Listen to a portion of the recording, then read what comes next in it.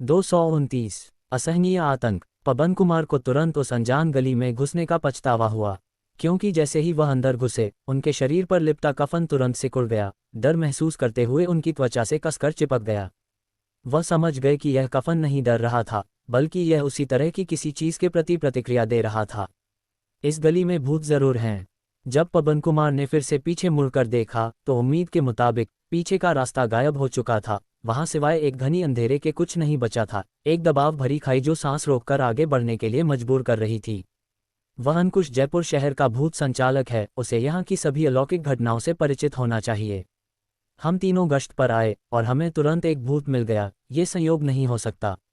अंकुश ने प्रतीक और मुझे जानबूझकर यहाँ फंसाया होगा। क्या वह रोहित के खिलाफ हाथ मिलाने के मेरे प्रस्ताव को ठुकराने के कारण किसी को मारने के लिए मेरा इस्तेमाल करना चाहता है? नहीं, असंभव। मौजूदा संघर्ष रोहित नहीं है, बल्कि पूरे शहर को अपनी चपेट में लेने वाली बड़े पैमाने पर हो रही अलौकिक घटना है। ऐसे समय में अंकुश के पास आंतरिक कलह जारी रखने का कोई कारण नहीं है, जब तक कि उसके पास कोई और अनकहा मकसद न हो। पवन कुमार घबराए नहीं थे। घबराए होने के बावजूद वह अभी भी स्थिति का विश्लेषणात्मक आकलन कर रहे थे। एक भूत संचालक बनने और अब तक जीवित रहने के लिए उनके पास कुछ आवश्यक गुण थे। खैर, मुझे पहले यहाँ से निकलना होगा। मैं जितना देर यहाँ रुकूंगा उतना ही बेचैन होता जाऊंगा। पवन कुमार ने अपनी रफ्तार बढ़ा दी। उनके पास उस गली से गुजरने के अलावा कोई और चारा नहीं था। वह गली एक बहुत ही सामान्य शहरी रास्ता था, जिसके दोनों ओर तरह तरह की दुकानें और सुविधा स्टोर थे, जो इस समय कसकर बंद थे। सड़क पर सन्नाटा था और यहाँ तक कि स्ट्रीट लाइट भी बंद थी। ये सामान्य सड़क आमतौर पर अजीब नहीं लगती, लेकिन पवन कुमार को यह हर पहलू से विचित्र लग रही थी, क्योंकि उन्हें अपनी रफ्तार से 10 मिनट से भी कम समय में इस गली से बाहर निकल जाना चाहिए था। फिर भी वह फंसे हुए थे, लगातार बाहर निकलने का रास्ता नहीं खोज पा रहे थे। क्या ये भूत क्षेत्र हो सकता है? रोहित जैसी एक परेशान करने वाली चीज। अचानक पवन कुमार रुक गए, यह महसूस करते हुए कि आगे बढ़ने का कोई फायदा नहीं है। अगर वह सचमुच एक भूत क्षेत्र में थे तो वह केवल चलकर बाहर नहीं निकल सकते थे। उन्हें कुछ विशेष तरीकों का उपयोग करने की आवश्यकता होगी। एक पल की हिचकिचाहट के बाद पवन कुमार ने दांत पीसे कफन का एक कोना ऊपर उठाया, जिससे उनकी पीली त्वचा दिखाई दी जो निशानों से ढकी थी। सभी खूनी काटने के निशान जैसे थे, जैसे कोई चीज लगातार उन्हें कुतर रही हो। उनके शरीर पर अजीब दांतों का एक सेट असंभव रूप से उग गया था। दांत नुकीले, काले थे और उनसे सड़ी हुई बदबू आ रही थी। अभी वे उनके शरीर पर ऐसे मचल रहे थे जैसे उनमें जान आ गई हो। हालांकि जब पवन कुमार ने पहले की तरह भूत क्षेत्र को काटने के लिए अपनी क्षमता का उपयोग करने की कोशिश की, तो उन्होंने अचानक पाया कि उनकी क्षमता विफल हो गई थी। यह विफलता से ज्यादा यह एहसास था कि वह किसी भूत क्षेत्र के भीतर नहीं थे। ये कैसे संभव है? यह ऐसा कैसे हो सकता है? पवन कुमार दंग रह गए। क्या ये जगह भूत क्षेत्र नहीं हो सकती? उनका आखिरी उपाय विफल हो गया था, जिससे उन्हें घबराहट होने लगी। दो भूतों को नियंत्रित करने वाले एक भूत संचालक के रूप में वह दूसरे भूत संचालकों का बिना किसी डर के सामना कर सकते थे, लेकिन जब बात असली भूतों की आती थी तो वह अभी भी बेहद चौकस रहते थे। कफन उनकी रक्षा कर सकता था, लेकिन बहुत देर तक नहीं। एक बार समय पूरा हो गया तो वह कफन के नीचे मर जाएंगे और कफन वाले भूत बन जाएंगे। मुझे बाहर निकलने का रास्ता ढूंढना होगा। पवन कुमार के माथे पर पसीना आ गया। उन्हें आगे बढ़ते रहने के लिए मजबूर होना पड़ा। असामान्य कुछ भी ढूंढने की कोशिश में बाएं और दाएं स्कैन किया। हालांकि क्योंकि वह बहुत तेजी से चल रहे थे और आसमान बहुत अंधेरा था, वह किसी चीज से ठोकर खा गए, लड़खड़ाए और लगभग गिर पड़े। यह क्या है? उन्होंने जल्दी से उस पर अपनी रोशनी डाली। अगले ही पल उनकी आंखें अचानक सिकुड़ गईं। एक आधा सिर जिसके कुछ हिस्से गायब थे, एक खोपड़ी जिस पर खून लगा था, उनके पैर से ठोकर खाकर किनारे की ओर लुढ़क गई। सिर ऐसा लग रहा था जैसे किसी चीज ने उसे कुतर दिया हो। मांस पहचान से परे विकृत हो गया था। ये किसका सिर है? पवन कुमार ने अपनी भौहें गहरी कर लीं। जहां दूसरे लाशों से डर सकते हैं, वहीं वह नहीं डरते थे। भूतों की तुलना में ये गतिहीन मृत शरीर एक प्यारी युवा महिला जितने प्रिय थे, इसलिए उन्होंने और पास जाने की हिम्मत की और सिर की विशेषताओं को पहचानने के लिए उस पर रोशनी डाली। लेकिन जैसे ही वह आधे सिर की शेष विशेषताओं को स्पष्ट रूप से देखने के लिए पास पहुंचे, उनकी आंखें अचानक चौड़ी हो गईं। सिर पर चेहरा प्रतीक का था। कोई गलती नहीं, ये प्रतीक था जो उनके पास से गायब हो गया था। यह असंभव है। चाहे कुछ भी हो, वह एक भूत संचालक है। अगर वह किसी भूत से टकरा भी गया तो उसके इतनी जल्दी मरने का कोई कारण नहीं है। यहाँ तक कि एक आलसी मेढक भी मरने से पहले थोड़ा संघर्ष करेगा। पवन कुमार को संदेह हुआ कि उन्होंने गलती की है और सिर का तापमान महसूस करने के लिए हाथ बढ़ाया। अगर यह सच में प्रतीक का सिर था तो वह ज्यादा देर पहले नहीं मरा होगा और सिर अभी भी गर्म होना चाहिए। फिर भी जैसे ही उन्होंने हाथ बढ़ाया, अचानक एक हरा काला छोटा हाथ कहीं से प्रकट हुआ, उनके पहुंचने से पहले ही सिर को पकड़ लिया। पवन कुमार का रंग अचानक बदल गया और उन्होंने जल्दी से कई कदम पीछे हटा लिए। उस पल उन्होंने हरा काला शरीर और खोखली आंखें वाला एक छोटा बच्चा देखा जो एक दुकान के दरवाजे के सामने प्रतीक का क्षत विक्षत सिर पकड़े हुए था। भूत शिशु, द्वितीय चरण का भूत शिशु। ये जानकारी तुरंत उनके दिमाग में आई। अरूप गुप्ता की परिकल्पना सही थी। इस शहर में बहुत पहले से एक भूत शिशु का जन्म हो चुका था जो हर कोने में छिपा हुआ था, बस अब बाहर निकल रहा था। इस भूत चीज से निपटने की कोई जरूरत नहीं है, मेरी प्राथमिकता यहाँ से निकलने का रास्ता ढूंढना है। पवन कुमार की विचार प्रक्रिया स्पष्ट थी। वह धीरे धीरे पीछे हटते गए, भूत प्राणी को उकसाया नहीं जब तक कि भूत शिशु पहले परेशानी शुरू न करे। प्रतीक का पीटा हुआ सिर पकड़े भूत शिशु ने बस अपना सिर झुकाया और पवन कुमार को देखा, बिना कोई कार्रवाई किए। लेकिन स्याह काली खाली आंखों के जोड़े से निकलने वाली अजीबियत किसी के भी रोंगटे खड़े करने के लिए काफी थी। ये स्पष्ट नहीं था कि इस भयानक चीज की आंखें थीं या नहीं, या यह उसे देख सकती थी। क्या इसने मुझ पर अपनी नज़र नहीं डाली है, या यह मुझ पर लिपटा हुआ भूत कपड़ा है जिसने मुझे फिर से बचाया है? पवन कुमार ने ये सोचा, लेकिन अगले ही पल उनका पूरा शरीर अचानक अकड़ गया और एक ठंडक तुरंत उन्हें घेर लिया। धड़ाम टिल्ड, ठक ठक टिल्ड। अचानक आसपास की कसकर बंद दुकानों से तरह तरह की आवाजें आईं, जैसे कोई दरवाजों को पीट रहा हो, बाहर आने की कोशिश कर रहा हो।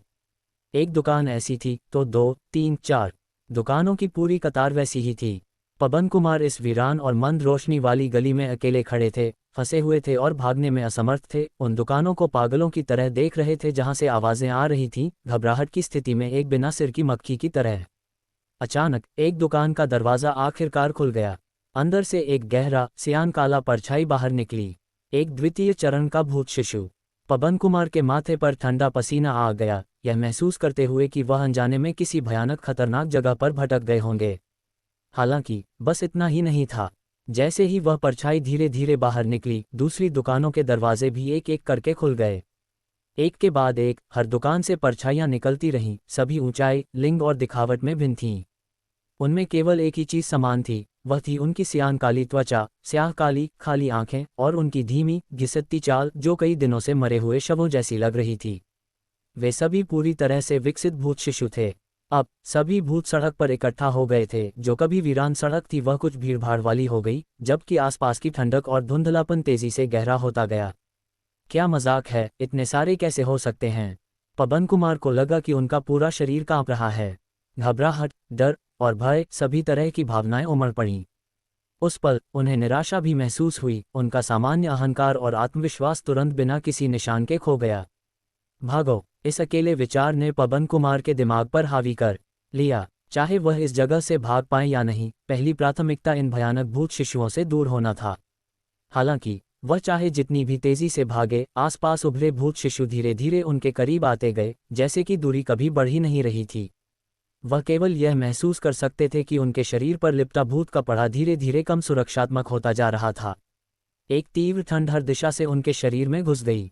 जो कंधा पहले थपथपाया गया था वह अब और भी अधिक दर्द से धड़क रहा था, जैसे कोई चीज उसे कसकर पकड़ रही हो, जिससे असहनीय दर्द हो रहा था और उनके शरीर को पीछे खींच रहा था, जिससे उनके लिए भागना मुश्किल हो गया था। आखिरकार जब दूरी काफी कम हो गई थी, एक सियान काला हाथ अचानक बाहर निकला और पवन कुमार को पकड़ लिया। लेकिन अगले ही पल वह तेजी से पीछे हट गया। पवन कुमार ने आतंक में देखा और अपने भूत कपड़े पर एक धुंधला हाथ का निशान पाया। इससे पहले कि वह प्रतिक्रिया कर पाते, एक और हाथ पास से निकला और उन्हें पकड़ लिया। वह भी पकड़ने के बाद तेजी से छोड़ गया। उनके शरीर पर एक और हाथ का निशान दिखाई दिया।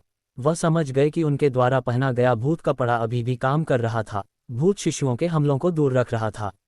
अगर उन्होंने इसे नहीं पहना होता तो वह पहली ही चोट में मर गए होते। हालांकि आसपास के भूत धीरे धीरे बढ़ती संख्या में इकट्ठा हो रहे थे, एक परेशान करने वाली भारी हद तक पहुंच रहे थे। लग रहा था कि सड़क भर जाएगी। धीरे धीरे पवन कुमार ने खुद को भागने का कोई रास्ता नहीं पाया, गिर गए और हर दिशा से बंद हो गए। सबसे बुरी स्थिति हो गई थी। पवन कुमार भूतों से घिरे हुए थे, एक हवा बंद घेरे में फंसे हुए थे। धुंधले कोहरे के भीतर सियान काली परछाइयां फड़फड़ा रही थीं। कौन जानता था कि इस शहर ने कितने भूतों को पाला था। ये बस एक अघुलनशील दुविधा थी। हे ही, पवन कुमार अब और भाग नहीं सकते थे। वह अपनी जगह पर खड़े हो गए और एक कड़वी हंसी हंसे। अब कोई मौका नहीं बचा था। अगर उन्हें ऐसी अनिवार्य जाल का सामना करना पड़ा था तो ये केवल समय की बात थी कि ये भूत इस जगह को छोड़ दें और पूरे शहर पर पूरी आपदा ला दें। उनके आसपास चलने की जगह कम और कम होती जा रही थी। वह क्या है? अचानक मथने वाली छायादार धुंध के बीच पवन कुमार ने कुछ देखा। उनका भाव बदल गया और उन्होंने जल्दी से अपना फोन निकालकर एक पाठ संदेश भेजा। अगर उनके जीवित रहने की कोई आशा थी तो उनका एकमात्र मौका था कि कोई उन्हें बचाने आए। एक पल बाद भूतों की छायाओं का एक घना झुंड इकट्ठा हुआ और बाढ़ की तरह उस क्षेत्र को निगल गया। जब उदासी छट गई तो सियान काली हवा में छिपे भूत शिशु गायब हो गए थे, लेकिन पवन कुमार भी। जमीन पर एक रौंदा पीटा हुआ फोन पड़ा रहा। उसकी मंद रोशनी वाली स्क्रीन पर एक संदेश दिखा रहा था कि वह सफलतापूर्वक भेजा गया था। 230 सुरक्षित घर। कुछ नहीं हुआ, सब शांत था और तुम सही थे। पूर्वी शहर जिले में कोई खास स्थिति नहीं थी। लगता है हमें दूसरे जिलों से आई रिपोर्टों की जांच करने की जरूरत है। रोहित को पवन कुमार की तरफ हुई घटना के बारे में पता नहीं था। उसने थोड़ी देर तक चक्कर लगाए, लेकिन जब उसे भूत शिशु नहीं मिला तो उसे हार माननी पड़ी। उसे लगा कि यह समय की बर्बादी है। वह इस समय का उपयोग कुछ और करने में कर सकता था। काम खत्म, घर जाओ और सो जाओ, आज के लिए इतना ही। अगर कुछ होता है तो कल बात करेंगे, रोहित ने कहा। हरीश पाल ने कहा, लेकिन अगर हम ऐसे ही वापस चले गए तो खुद को समझाना मुश्किल नहीं होगा। समझाने के लिए क्या है? अभी 10 बजे हैं और काम के घंटों के हिसाब से मैं अभी ओवरटाइम कर रहा हूँ। अगर हमें भूत शिशु नहीं मिला तो हम क्या कर सकते हैं? इतने बड़े शहर में इसकी तह तक पहुंचना 1 या 2 दिन की बात नहीं है, रोहित ने कहा। गिरी ने कहा, लेकिन क्या तुम थोड़े ज्यादा ही आराम नहीं कर रहे हो? आखिरकार हम एक विशेष स्थिति के बीच में हैं, एक अलौकिक घटना से निपट रहे हैं। भले ही हमें कुछ न मिला हो, घर जाकर सोना कुछ ज्यादा ही लगता है। रोहित ने कहा, तुम्हारी गर्लफ्रेंड जरूर नहीं होगी। अरे, तुम्हें कैसे पता? गिरी ने जवाब दिया, जिसकी गर्लफ्रेंड होती है वह घर जाकर सोएगा नहीं। रोहित ने एक जानकार मुस्कान के साथ कहा। गिरी ने कहा, भले ही ऑफिस का समय खत्म हो गया हो, फिर भी साथ रहना बेहतर है। अगर हम तीनों अलग हो गए तो कौन जानता है कि हमें फिर से मिलने का मौका मिलेगा या नहीं, हरीश पाल ने कहा। पिछली बार हुआंगागांग गांव में हमने खून से सना सबक सीखा था। पिछली घटना के दौरान वे अलग हो गए थे, इसलिए उन्हें एक भूत ने एक एक करके मार डाला था। अगर भूत ताबूत से अनिकेत ने आखिरी क्षण में संख्या पूरी नहीं की होती तो रोहित और हरीश पाल बहुत पहले मर चुके होते।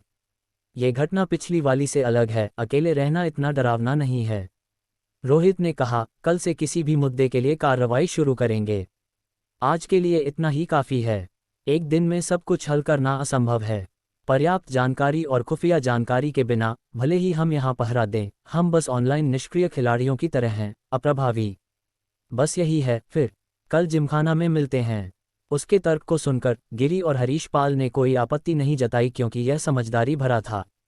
भले ही वे पूर्वी शहर जिले में 24/7 पहरा देते, अगर कोई स्थिति नहीं थी तो कोई स्थिति नहीं थी। लेकिन रोहित का लौटना इसलिए नहीं था कि वह सच में सोने जा रहा था। उसे और भी काम करने थे।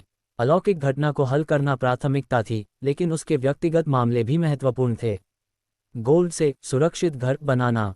जब वह वापस पड़ोस में लौटा तो रोहित ने बैंक के सुरक्षा कर्मियों को विला में बक्से ले जाते हुए देखा। आलिया काम पर नहीं थी, बल्कि किनारे से निर्देश दे रही थी, सामान अंदर ले जाओ, सब उसी कमरे में रखो, बस कहीं भी मत रख देना। वे काफ़ी भारी लग रहे हैं। मैं नहीं चाहती कि मुझे बाद में उन्हें फिर से हटाना पड़े। रोहित, तुम सही समय पर आए हो, तुम्हारा सामान आ गया है। रोहित पास आया और कहा, मेरे लिए गिरीश से संपर्क करो, मुझे उससे कुछ पूछना है। क्या बात है? क्या मैं जान सकती हूँ? आलिया ने पूछा। जब तुम्हारे जानने का समय आएगा तब तुम्हें पता चल जाएगा, रोहित ने कहा। ठीक है। आलिया ने तुरंत श्रवण से संपर्क किया, फिर कहा, श्रवण वहाँ बिक्री कार्यालय में है, वह जल्द ही यहाँ आ जाएगा।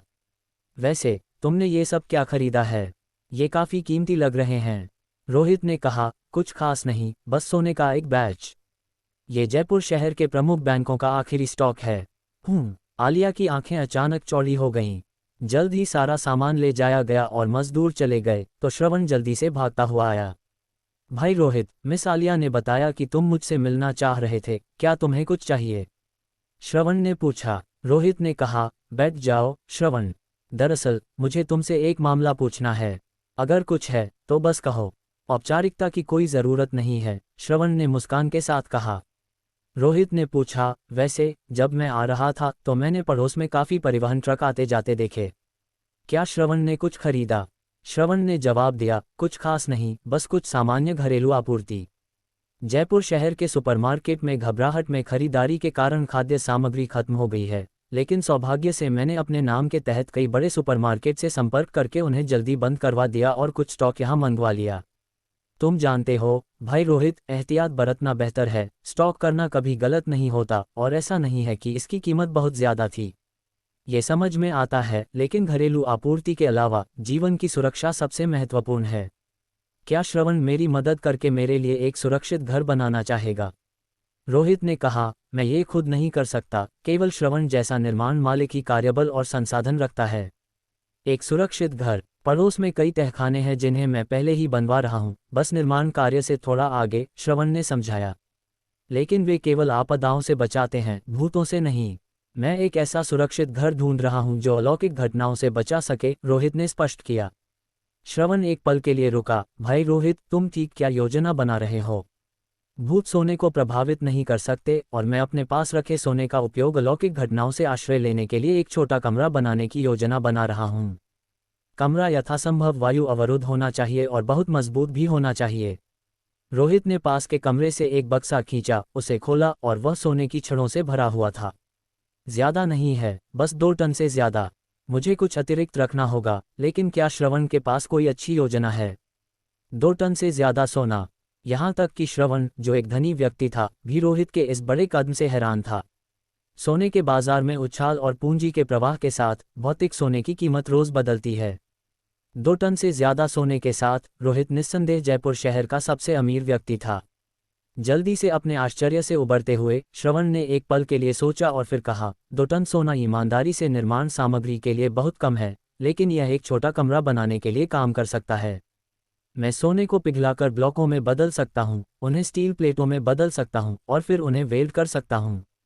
लेकिन ये काम नहीं करेगा, ये बहुत पतला है और पर्याप्त मजबूत नहीं है। शायद इसे 2 स्टील प्लेटों के बीच एक परत के रूप में इस्तेमाल किया जा सकता है, वह बेहतर हो सकता है। थोड़ी देर सोचने के बाद उसने अपना सिर रगड़ा और कहा, मुझे डिज़ाइनर ढूंढना होगा जो कंप्यूटर का उपयोग करके डिज़ाइन पर काम करे, साथ ही सुरक्षित घर का क्षेत्रफल और यह कितने लोगों को आश्रय दे सकता है, इसके अलावा सभी आवश्यक रहने की स्थितियों को पूरा करना होगा। हालांकि इस तरह की परियोजना छोटी है, लेकिन विचार करने के लिए बहुत सारे कारक हैं।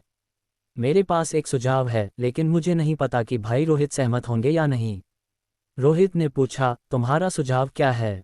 मैं हाल ही में एक आश्रय बनवा रहा हूँ।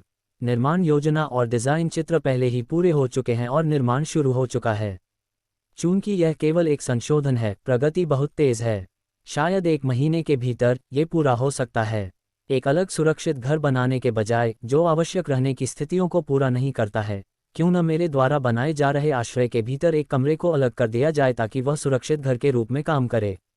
रोहित की आंखें सिकुड़ गईं। क्या तुम अपने आश्रय के अंदर सुरक्षित घर बनाने का सुझाव दे रहे हो, श्रवण? मैं बस वह सुझाव दे रहा हूँ, श्रवण ने एक शर्मिंदा मुस्कान के साथ कहा, स्पष्ट रूप से जानते हुए कि रोहित ने उसके इरादों को भांप लिया था। अरबों रुपये का एक सुरक्षित घर, यहाँ तक कि वह भी इसे बनाने का सामर्थ्य नहीं रख सकता था। रोहित के पास एक बनाने का कोई कारण जरूर होगा, और अगर उसने इस अवसर का फायदा उठाकर कुछ लाभ नहीं उठाया तो उसने व्यापार में जीवन भर बर्बाद कर दिया होगा। रोहित ने एक पल के लिए सोचा। भले ही श्रवण कुछ हद तक स्वार्थी था, ये वास्तव में एक जीत-जीत सहयोग था।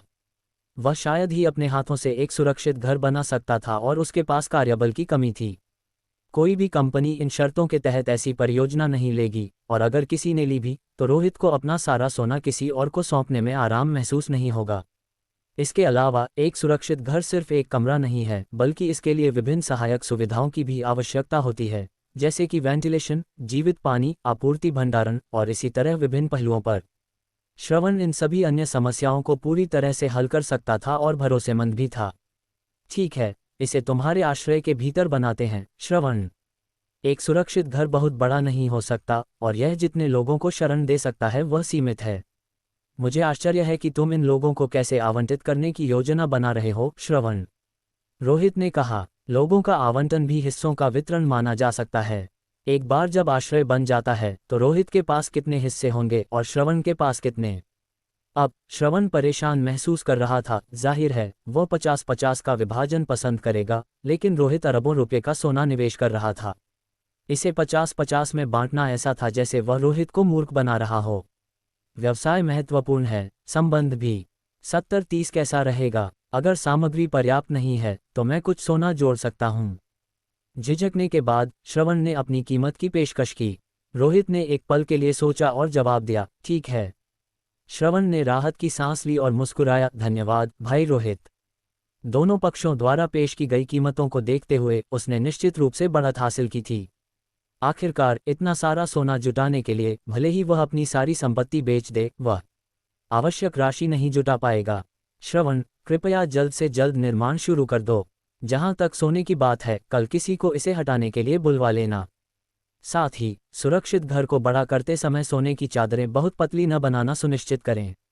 अगर यह बहुत पतला है, जैसे एक कागज का टुकड़ा जो आसानी से फट जाता है, तो यह बेकार है, रोहित ने कहा।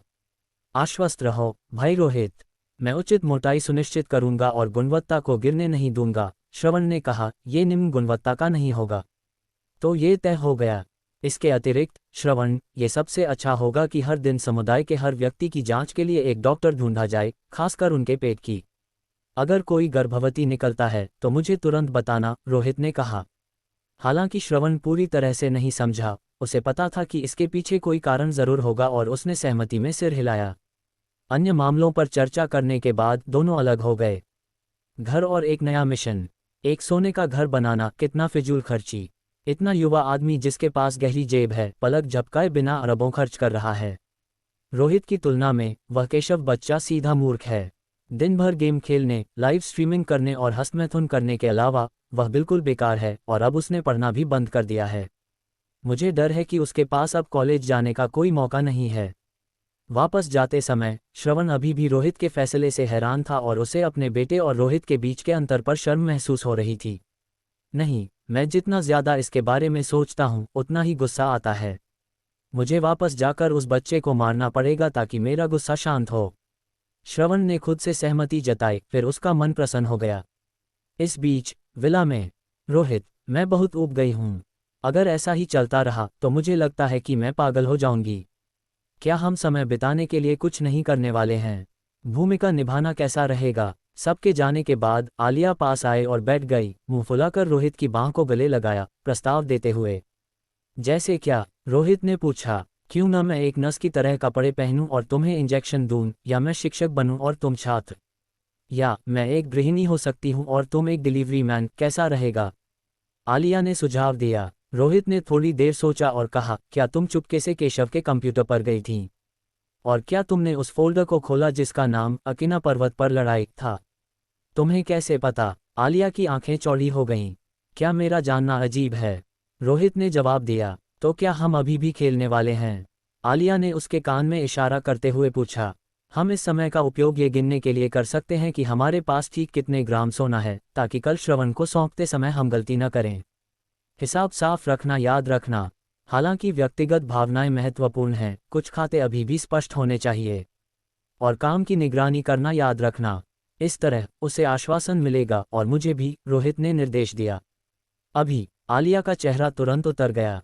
क्या ये कल तक इंतजार नहीं कर सकता? जरूर। तो तुम आज अपना इस्तीफा पत्र लिख सकती हो और कल मैं एक लेखाकार को किराए पर लूंगा, रोहित ने कहा। मेरा इंतजार करो, मैं अभी लेखा जोखा करती हूँ। आलिया तुरंत उठ गई, फिर जल्दी से चली गई।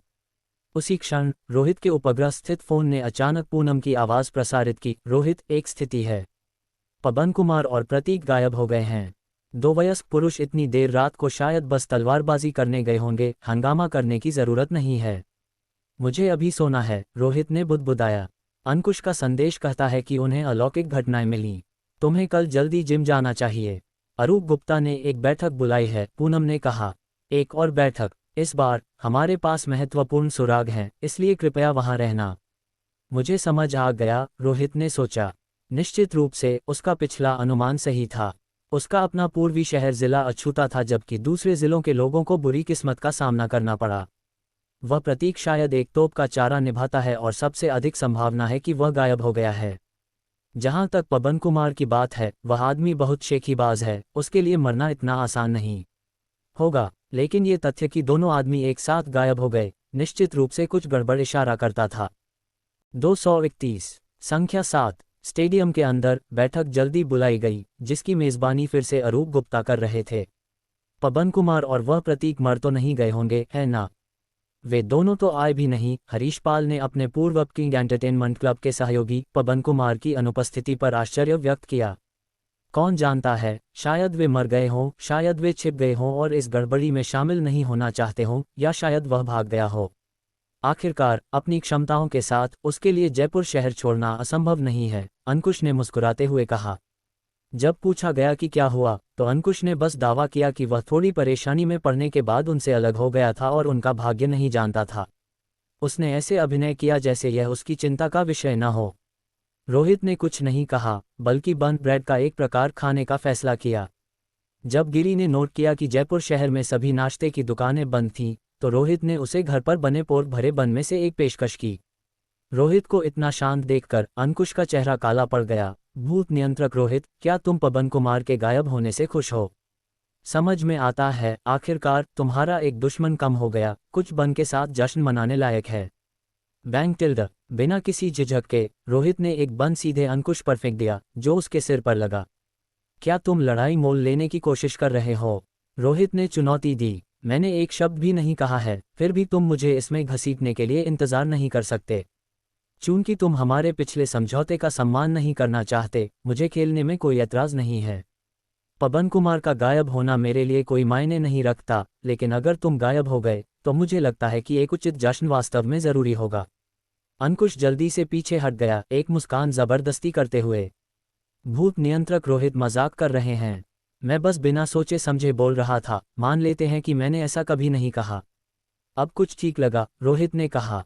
संख्या 7 का सुराग। अरूप गुप्ता, जो थके हुए लग रहे थे, ने जल्दी से बैठक को आगे बढ़ाया। क्या सब लोग आ गए हैं? अच्छा है, मैं सीधे मुद्दे पर आता हूँ। पवन कुमार और वह प्रतीक कल गायब हो गए, शायद नक्शे पर इस स्थान के आसपास। उसने जयपुर शहर का नक्शा निकाला और घटनास्थल को घेरा। अंकुश ने कहा कि इससे पहले कि वे यहाँ एक अलौकिक घटना का सामना करते, ये बहुत संभव था कि वह भूत शिशु हो। पवन कुमार और प्रतीक का गायब होना इससे संबंधित है।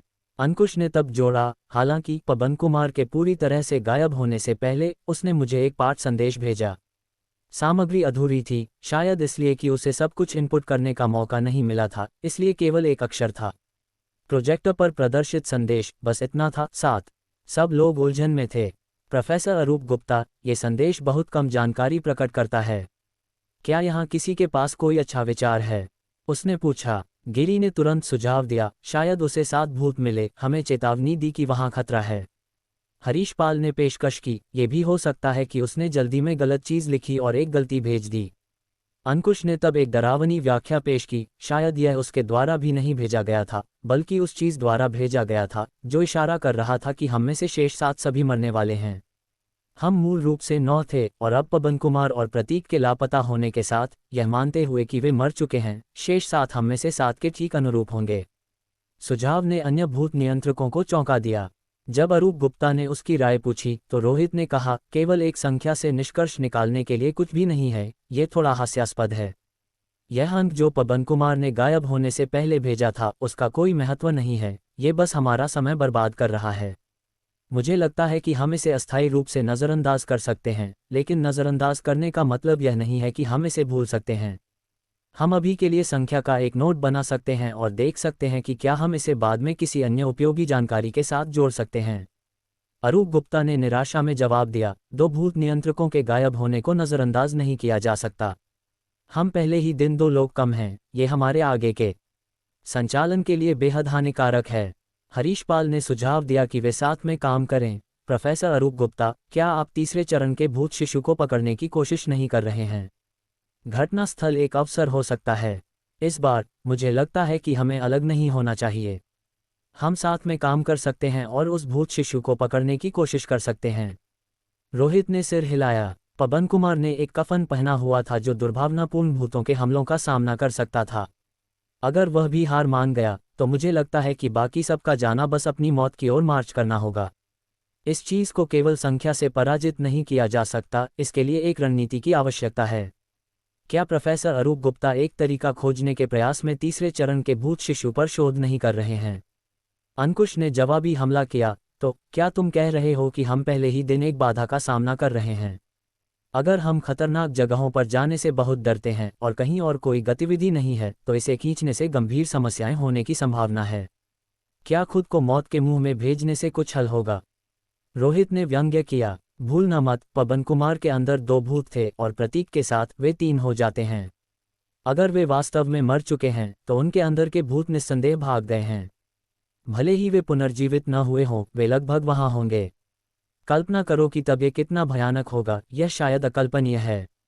आखिरकार अरूप गुप्ता ने एक फैसला किया, 7 दिन। अगर 7 दिनों के भीतर तीसरे चरण के भूत शिशु को पकड़ने में कोई प्रगति नहीं होती है तो हर कोई इस जगह की जांच करेगा, जिसमें मैं भी शामिल हूं। रोहित को आश्चर्य हुआ कि सामान्य अरूप गुप्ता इतनी खतरनाक जगह पर अपनी जान जोखिम में डालेंगे, लेकिन बॉस के तौर पर वह जैसा चाहें वैसा कर सकते हैं। अरूप गुप्ता स्पष्ट रूप से समय के खिलाफ दौड़ रहे थे क्योंकि अलौकिक घटनाएं अधिक गंभीर होती जा रही थीं और उन्हें डर था कि किसी सफलता के बिना स्थिति जल्द ही अपरिवर्तनीय हो जाएगी। 232 शल्य क्रिया। समय तेजी से बीत गया और पिछली बैठक के बाद 3 दिन गुजर चुके थे, जो अरूप गुप्ता द्वारा निर्धारित समय के और करीब आ रहे थे। हालांकि इन 3 दिनों में जयपुर शहर में सब कुछ बहुत शांत लग रहा था। कुछ भी खास तौर पर उल्लेखनीय नहीं हुआ, सिवाय इसके कि अपने शरीर के अंदर भूत शिशु लिए हुए लोगों की संख्या बढ़ रही थी। पहले सिर्फ 130 से अधिक मामले थे, लेकिन अब ये 200 से अधिक हो गया था और जल्द ही भूत शिशुओं के पहले बैच के जन्म का समय हो जाएगा। एक बार जब भूत शिशुओं का वह बैच पैदा हो जाएगा तो जयपुर शहर में 100 से अधिक भूत और होंगे। भूत शिकारियों की वर्तमान शेष संख्या के साथ इतनी सारी असामान्य घटनाओं को संभालने का कोई तरीका नहीं था और वे केवल मौत का इंतजार कर सकते थे। जयपुर शहर के बाहर से सहायता अभी भी कटी हुई थी। हालांकि कई उच्च पदस्थ भूत शिकारियों ने समर्थन देने के लिए अपने शहर के मामलों को किनारे कर दिया था, लेकिन वे सब बिना किसी अपवाद के शहर में कदम नहीं रख पाए। अच्छी खबर का एक भी टुकड़ा नहीं था, लेकिन बुरी खबर एक के बाद एक आती रही। रोहित, हालांकि भूत शिशुओं को हटाने में सक्षम था, ऐसे समय में इस क्षमता को छिपाने का फैसला किया। क्या तुम मेरा मजाक उड़ा रहे हो? 200 से अधिक भूत शिशुओं को हटाना? क्या यह मुझे मारने वाला है? अगर मूल कारण को हल नहीं किया जा सका तो भले ही 200 से अधिक भूत शिशुओं से निपटा गया हो, बाद में और दिखाई देंगे। अरूप गुप्ता रोहित की क्षमता जानता था, लेकिन उसने इसका जिक्र नहीं किया क्योंकि अपनी बुद्धिमत्ता के साथ उसने भी यही निष्कर्ष निकाला होगा कि रोहित का महत्व उन लोगों से अधिक है जो वर्तमान में भूत शिशुओं से ग्रस्त हैं। गुआंजियांग आवासीय परिसर में आश्रय का निर्माण श्रवण की निगरानी में तेज गति से हो रहा था, लेकिन समय दबाव डाल रहा था। इसके अतिरिक्त जयपुर शहर में सार्वजनिक सुरक्षा धीरे धीरे बिगड़ने के साथ कई कार्य सुचारू रूप से आगे नहीं बढ़ सकते थे, और क्या आश्रय समय पर पूरा हो सकता था, ये प्रश्न में था। एक के बाद एक सिरदर्द। हर दिन मंद रोशनी वाले शहर में बिना किसी उद्देश्य के गाड़ी चलाने के अलावा रोहित के पास करने के लिए और कुछ नहीं था। वह जानता था कि स्थिति बदतर हो रही है, फिर भी वह मामलों की वर्तमान स्थिति को बदलने के लिए कुछ भी करने में असमर्थ था। एक व्यक्ति की शक्ति विशेष रूप से इनसिग्निफिकेंट लग रही थी, भले ही वह 2 भूतों को नियंत्रित करता हो। अगर स्थिति इसी तरह बिगड़ती रही तो लगता है कि मुझे भूत दर्पण के सामने फांसी लगाने पर विचार करने की आवश्यकता है। पवन कुमार से 3 दिनों से कोई खबर नहीं है, वह शायद चला गया है। हालांकि मैं उस आदमी को नापसंद करता हूं, मुझे ये स्वीकार करना होगा कि पवन कुमार की भूतों को नियंत्रित करने की क्षमता वास्तव में परेशान करने वाली है। रोहित ने गाड़ी चलाते समय आह भरी। वह कफन मेरे भूत छाया के हमले का भी विरोध करने में सक्षम था, लेकिन अब वह एक भूत शिशु के हाथ से मर गया। उस समय ठीक क्या हुआ था? मरने से पहले केवल संख्या 7 छोड़ गया, लेकिन एक भूत जो पवन कुमार को मार सकता था वह तीसरे चरण से परे होना चाहिए। शायद उसका सामना चौथे चरण के भूत शिशु से हुआ हो। वह आसपास का निरीक्षण करते हुए विचार करने लगा। आज भी हमेशा की तरह शांत था। सड़कों पर बहुत कम पैदल यात्री थे, केवल विशेषकर्मी सार्वजनिक व्यवस्था बनाए रखने के लिए गश्त कर रहे थे। शहर धीरे धीरे मृत महसूस होने लगा और अंधेरे में कौन जानता है कि कितने लोग गायब हो गए। रोहित इसे स्पष्ट रूप से महसूस कर सकता था। एक दिन पहले एक आवासीय परिसर के प्रवेश द्वार पर लोग इन अविश्वसनीय घटनाओं पर चर्चा करने के लिए इकट्ठा हुए थे, लेकिन अगले दिन परिसर वीरान था। नया कार्य। रोहित, क्या तुम्हें कुछ मिला है? कार में रेडियो से हरीश पाल की आवाज आई। वैसा ही, कोई घटना नहीं, रोहित ने कहा। रेडियो के दूसरे छोर पर गिरी ने कहा, मेरे साथ भी यही है। मैं गाड़ी चलाता रहा जब तक कि कार में लगभग गैस खत्म नहीं हो गई, और मुझे अभी भी कोई भूत शिशु नहीं दिखा है। अब गैस की कीमत क्या है? क्या इसे वापस किया जा सकता है? मेरी जेब में बस कुछ ही दर्जन रुपये हैं, कोई मुझे भरने के लिए कुछ पैसे उधार दे दो और मैं अगले महीने अपनी तनख्वाह मिलने पर वापस कर दूंगा। दक्षता में सुधार के लिए वे तीनों अलग अलग गश्त करते थे, संपर्क में रहने और ज़रूरत पड़ने पर तत्काल समर्थन प्रदान करने के लिए रेडियो का उपयोग करते थे। रोहित ने ऐसे समय में गैस खत्म होने के बारे में गिरी की चिंता को नज़रअंदाज किया और कहा, मुझे इन पिछले कुछ दिनों में एक अटकल आई है। हालांकि इसकी संभावना कम है, फिर भी मैं इसे सामने रखना चाहता हूँ। तुमने क्या सोचा है? हरीश पाल ने पूछा। रोहित ने कहा, मुझे लगता है कि भूत शिशु सक्रिय रूप से हमसे बच रहे हैं। ऐसा नहीं है कि वे इस शहर में नहीं हैं, बल्कि वे छिप रहे हैं। छिप रहे हैं? ये कैसे संभव है? अगर वे हैं भी, तो छिपने का उद्देश्य क्या होगा?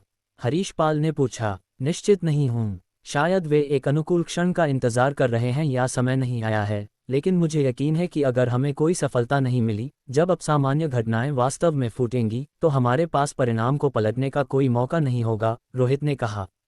मुझे ये पूर्व सूचना है। क्या वह 7 जिसे पवन कुमार ने पीछे छोड़ा था, 7 दिनों को संदर्भित करता है?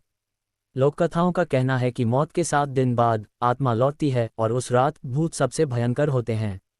इसलिए प्रोफेसर अरूप गुप्ता ने हमें 7 दिनों के भीतर भूत शिशुओं को पकड़ने के लिए कहा, और अगर हम इसका प्रबंधन नहीं कर सकते, तो उस जगह की खतरनाक संभावना की जांच करने के लिए जहां पवन कुमार गायब हो गया, हरीश पाल ने कहा। यह असंभव नहीं है। रुको, मुझे एक कार्य मिला है। जब वे बातचीत कर रहे थे, रोहित के उपग्रह स्थित फोन को पूनम से एक संदेश मिला। रोहित, एक आपातकाल है। कृपया तुरंत जयपुर शहर के एक निश्चित अस्पताल में जल्दी पहुंचें। ये प्रोफेसर अरूप गुप्ता का निर्देश है। क्या प्रोफेसर अरूप गुप्ता ने यह नहीं बताया कि यह किस बारे में है? रोहित ने पूछा। नहीं, पूनम ने कहा। स्टीयरिंग व्हील घुमाते हुए रोहित ने कहा, क्या अरूप गुप्ता पर हमारे सभी चिप्स डालना एक गलत फैसला हो सकता है? उसे कई दिनों से कोई प्रगति नहीं हुई है। ये प्रोफेसर थोड़ा अक्षम लगता है। इस समय हम केवल प्रोफेसर अरूप गुप्ता पर भरोसा कर सकते हैं। मुझे उम्मीद है कि तुम इस क्षण में सहयोग करोगे, और इसके खत्म होने के बाद सब कुछ बातचीत के लायक है, पूनम ने धैर्य से सांत्वना दी। क्या होगा अगर यह काम नहीं करता है? क्या मैं तब अपने तरीके के अनुसार कार्य कर सकता हूँ? रोहित ने पूछा। छोटी पूनम, तुम बहुत निम्न रैंक की हो, अंकुश को जवाब देने दो। जल्द ही कनेक्शन स्थानांतरित हो गया और अंकुश ने कहा, क्या तुम प्रोफेसर अरूप गुप्ता की सुरक्षा सुनिश्चित कर सकते हो? मैं पूरी तरह से गारंटी नहीं दे सकता, लेकिन मुझे कुछ आत्मविश्वास है, रोहित ने जवाब दिया। तुम कितने आत्मविश्वासी हो? लगभग 40%, रोहित ने कहा। अंकुश ने बोलने से पहले एक पल के लिए विचार किया। 7 दिनों के बाद अगर कोई प्रगति नहीं होती है, तो मैं तुम्हारी व्यक्तिगत कार्रवाई के लिए सहमत हूँ। मैंने अभी जो कुछ भी कहा है उसे रिकॉर्ड कर लिया है। अगर कुछ गलत होता है तो मुझ पर दोष मत डालना, रोहित ने हंसते हुए कहा। बेशक, मैं समझता हूँ। ठीक है, मैं अब तुम्हारे कार्यों में बाधा नहीं डालूंगा, अंकुश ने डिस्कनेक्ट कर दिया। Operating room. इस क्षण रोहित पहले ही एक अस्पताल के सामने के गेट तक गाड़ी चला चुका था। जगह पर मार्शल लॉ लगा था, पूरी तरह से सील कर दिया गया था। अनुमति प्राप्त लोगों को छोड़कर कोई भी प्रवेश या बाहर नहीं जा सकता था। लगता है प्रोफेसर अरूप गुप्ता के शोध ने कुछ प्रगति की है, अन्यथा वह मुझे अकेले यहाँ नहीं बुलाते, रोहित ने आसपास देखते हुए टिप्पणी की। केवल उसकी कार थी, न तो अंकुश, न गिरी और न ही हरीश पाल कहीं दिखाई दे रहे थे।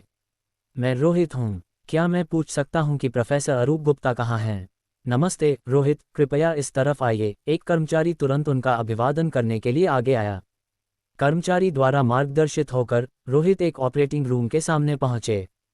हालांकि वहां जाते समय उन्होंने कई रोगियों की दर्दनाक चीखें सुनी, जैसे कि उन्हें किसी भयानक बीमारी से यातना दी जा रही हो।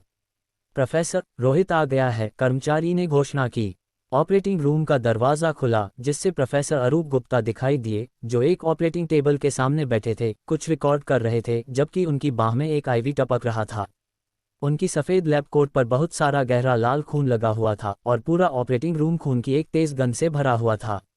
ऐसा लग रहा था जैसे ये जगह एक कसाईखाना बन गई हो जिसने पहले महत्वपूर्ण संख्या में पशुधन को संसाधित किया था। इस तरह काम करने से तुम्हारी अचानक मौत होना तय है। रोहित ने आईवी बैग पर एक नज़र डालने के बाद टिप्पणी की, जिसमें केवल ग्लूकोज पानी था, जो दर्शाता है कि अरूप गुप्ता बीमार नहीं थे।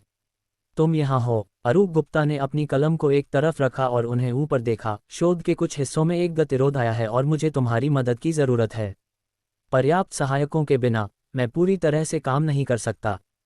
तुम ली जून की तरह भूत क्षेत्र की क्षमताओं के मालिक हो, जो मेरे लिए बहुत महत्वपूर्ण है। हालांकि मैं तुम्हारी मदद मांगने के लिए बहुत उत्सुक नहीं हूँ। मैं जानता हूँ, रोहित ने जवाब दिया। क्या मैं पूछ सकता हूँ कि प्रोफेसर अरूप गुप्ता का शोध किस चरण तक पहुँच गया है? हमने दूसरे चरण के भूत शिशुओं के मारने और विकास के पैटर्न को स्पष्ट कर दिया है। तीसरे चरण के भूत शिशुओं में शोध सामग्री की कमी है, इसलिए यह अनिश्चित है और केवल अटकल ही लगाई जा सकती है। लेकिन वह महत्वपूर्ण नहीं है। जो महत्वपूर्ण है वह यह है कि मैंने इन पिछले कुछ दिनों में एक नई खोज की है, अरूप गुप्ता ने खड़े होते हुए कहा। क्या खोज? रोहित ने पूछा। अरूप गुप्ता ने कहा, 7 दिन की समय सीमा से पहले मैंने पहले ही लोगों को उन जगहों की जांच करने के लिए भेज दिया था जहां पवन कुमार और प्रतीक की दुर्घटनाएं हुई थीं। दुर्भाग्य से उन्हें वहां कुछ भी नहीं मिला। रोहित का भाव थोड़ा बदल गया। तुमने इस जानकारी का पहले जिक्र क्यों नहीं किया? क्योंकि ज़रूरत नहीं थी। 7 दिन की समय सीमा निर्धारित करने से तुम सब अधिक मेहनत कर सकते हो, अरूप गुप्ता ने शांत भाव से कहा। इसके अलावा यह अच्छी खबर नहीं है, क्योंकि हमने साहसी कदम उठाने का आखिरी मौका खो दिया है। मैं व्यक्तिगत रूप से मानता हूं कि वह जगह जहां पवन कुमार का दुर्घटना हुई थी, जयपुर शहर की किसी भी सड़क में मौजूद नहीं है। यह एक विशेष स्थान होना चाहिए, भूत क्षेत्र के समान। अभी के लिए मैं इसे 7वीं गली कहता हूँ। और मैंने तुम्हें आज यहाँ क्यों बुलाया है, वह यह है कि मैं तुमसे उस जगह का पता लगाने और उसमें प्रवेश करने में मदद मांगना चाहता हूँ। रोहित ने कहा, अगर हम अंदर चले भी गए तो क्या? अगर पवन कुमार वहां मर गया तो क्या हमें भी अंदर मरना चाहिए? अरूप गुप्ता ने जवाब दिया, वह बस पहला कदम है। स्थान खोजने के बाद हमें ज़रूरी नहीं कि प्रवेश करना पड़े। मुझे स्रोत निर्धारित करने के लिए बाद के शोध की ज़रूरत है, ये पता लगाने के लिए कि ठीक कहाँ भूखा भूत है। क्या तुम कुछ जानते हो? रोहित ने अपनी आंखें सिकुड़ीं। मैं कुछ जानता हूँ, लेकिन मैं तुम्हें अभी नहीं बता सकता। हमें पहले पहला कदम पूरा करने की ज़रूरत है, अन्यथा ये सब कुछ भी नहीं है, अरूप गुप्ता ने कहा। तुम मुझसे क्या करवाना चाहते हो? रोहित ने पूछा। अरूप गुप्ता ने कहा, मैंने सुना है कि तुम्हारे पास भूत शिशु को निकालने का एक तरीका है। ये सही है। अच्छा, तो किसी को बचाने से शुरू करो, अरूप गुप्ता ने कहा। रोगी को अंदर लाओ, चलो शल्य क्रिया शुरू करते हैं। जैसे ही उनकी आवाज़ गिरी, ऑपरेटिंग रूम के दरवाजे खुले और एक रोगी को पहिए पर अंदर लाया गया। ये रोगी एक आदमी था। उसका पेट सूजा हुआ था जैसे वह एक गर्भवती महिला हो। उसका शरीर कमज़ोर था, उसकी भौहें सिकुड़ी हुई थीं, उसके चेहरे पर दर्द का भाव था। मैंने एक इंसान जो सह सकता है, दर्द निवारक की अधिकतम खुराक का उपयोग किया है। तुम अपने तरीके से आगे बढ़ सकते हो, लेकिन मुझे उम्मीद है कि यह सब तुम्हारे भूत क्षेत्र के भीतर किया जाता है और तुम्हारा भूत क्षेत्र पूरे जयपुर शहर के नक्शे की नकल करता है, अरूप गुप्ता ने कहा। तुम सूत्रों का अनुसरण करते हुए स्रोत तक पहुंचना चाहते हो, क्या वह काम करेगा? रोहित ने पूछा। भूत के विचारों का अनुमान लगाने के लिए मानवीय तर्क का उपयोग करना, क्या वह थोड़ा भोला नहीं है? चलो कोशिश करते हैं और देखते हैं, यह एक शॉट के लायक है, अरूप गुप्ता ने कहा। रोहित ने कहा, ठीक है, मैं एक अपवाद बनाऊंगा और इसे आजमाऊंगा, लेकिन मैं केवल यह एक बार मदद कर रहा हूं। अगर तुम्हारे निष्कर्षों की पुष्टि करने के लिए बार बार प्रयास करने पड़ते हैं तो मैं इनकार करता हूं। मैं भूत के पुनरुत्थान से मरने वाला पहला व्यक्ति नहीं बनना चाहता। क्षमताओं का लगातार उपयोग उन 2 भूतों के पुनरुद्धार का कारण बन सकता है जिन्हें वह नियंत्रित करता था। बेशक जयपुर शहर में तुम्हारा महत्व अब किसी और से अधिक है, जिसमें मैं भी शामिल हूं, अरूप गुप्ता ने कहा। तो चलो शुरू करते हैं। रोहित रोगी के पास पहुंचे। उस सूजे हुए पेट के नीचे एक शिशु की रूपरेखा लगातार ऐंठ रही थी। पेट के अंदर की भूतिया इकाई लगभग उभरने के लिए तैयार थी, जो एक नवजात शिशु के आकार तक बढ़ गई थी।